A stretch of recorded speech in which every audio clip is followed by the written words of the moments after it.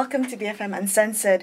Now, there was a speech previously where you've mentioned that the practice of describing Muslims as moderate or extremists can foster prejudice against Muslims. So what then do you think of our Prime Minister, Datuk Sri Najib, his call for leaders of the world's major faiths to censure and reject their own extremists and jointly support a global movement of moderates? What are your thoughts on that? Well, I'm hugely supportive of Prime Minister Najib's initiative on the global moderates movement. And indeed, I had a discussion with the chairman of the global moderates movement and the CEO and the advisor to the Prime Minister on this issue yesterday evening at dinner.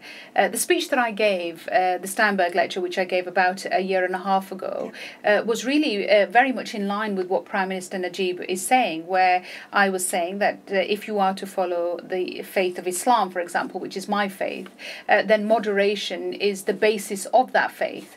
And therefore, if you're not practicing your faith in moderation, then in many ways you're probably outside the faith. That was the point that I was making. So to try and say that somebody is, an extremist Muslim or a terrorist Muslim is almost a kind of a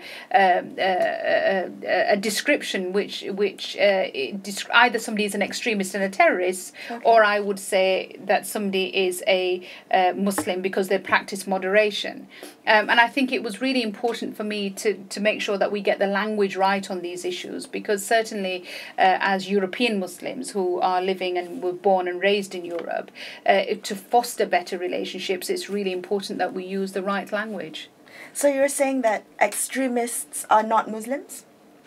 Look, it's not for me to judge. I'm not a theologian, and it's not for me to judge who is and who isn't. But I think what I can say from a very personal perspective is that the Islam that I was taught, the Islam that I practice, is by its very nature moderate, and therefore anybody who takes any religion to an extreme element, and and to the point where violence is then used and religion is used as a justification for that violence, is in many ways outside the remits of what religion is about, which is about humankind and trying to create better relationships between nations. Do you see, does the UK see Malaysia as a moderate Muslim nation?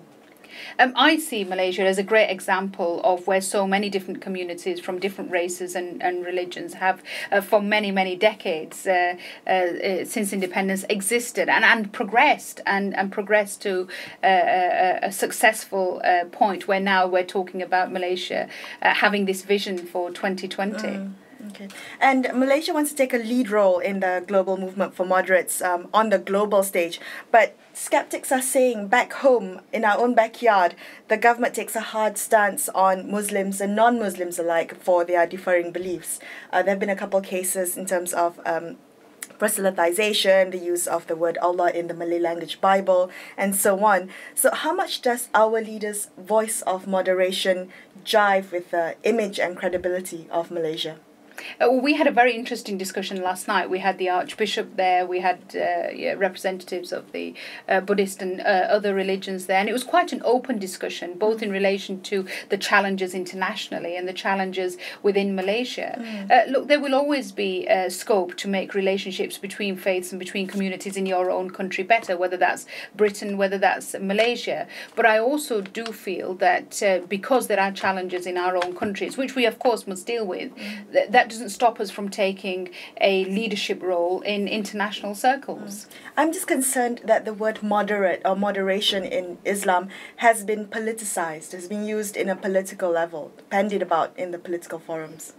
Which is why, in many ways, when I did my speech, I specifically said that if you are a practicing Muslim and you are part of the faith of Islam, then your very faith demands you to conduct yourself in a moderate way. And that's not just in relation to violence, but that's moderation in the way you treat the environment and therefore the impact of climate change, moderation in the way in which you consume, both physically consume food and therefore, challenges in relation to your lifestyle, but also the way in which we consume and the challenges in relation to, for example, banking, credit crises. The way in which you live your life has, if you are a follower of the faith of Islam, is by its very nature moderate. And you've also spoken on militant secularism, which is, you say, a rising threat in Britain, and that more faith is actually the appropriate way for social harmony. But in the case of Malaysia, over the past 3 decades, there's been an increasing politicization of Islam. There's politicians blurring the lines between politics and religion. Pushing religious issues and competitive Islamization policies is a well-used tactic by both the ruling coalition and the opposition as well, and that's to secure its credentials amongst Muslim voters. So what are your thoughts on the mix of religion and politics? What I do feel is that religion is a very personal thing, and people should be allowed to practice their faith in the way that they feel fit.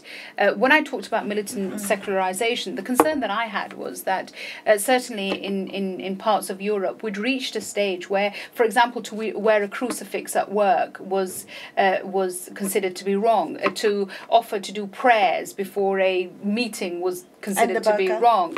Where wearing a garment was considered to be wrong, where building a place of worship was considered to be. And what I was saying was, of course, government should not be, we should always have secular states. Government should not be run according to religion. But at the same time, what we mustn't have is a clamping down of the space within the public sphere where people can talk about their faith and practice their faith. For example, one of the concerns that I had was that many charities who do what they do because they are members of a faith community, when they were applying for public funding, government funding, almost had to pretend they didn't have a religious base because that made them much more acceptable. And that's why one of the first speeches that I did when I entered government was that, my government would do God. And my last question to you, in the event that the opposition takes power, there's been talk that they might turn Malaysia into an Islamic state. How would then that influence relations with the UK? Interestingly, the opposition coalition is made up of so many different parties. I mean, the interesting thing about Malaysian politics is it is very much coalition politics, and there is a broad range of opinions on religion and on other issues within that coalition.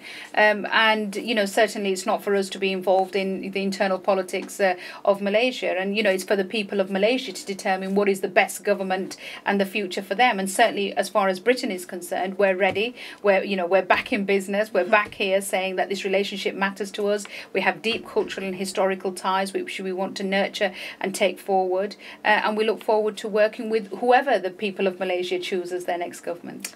Thank you. It's a pleasure speaking with you, Baroness. Thanks for being on BFM Uncensored. Thank you.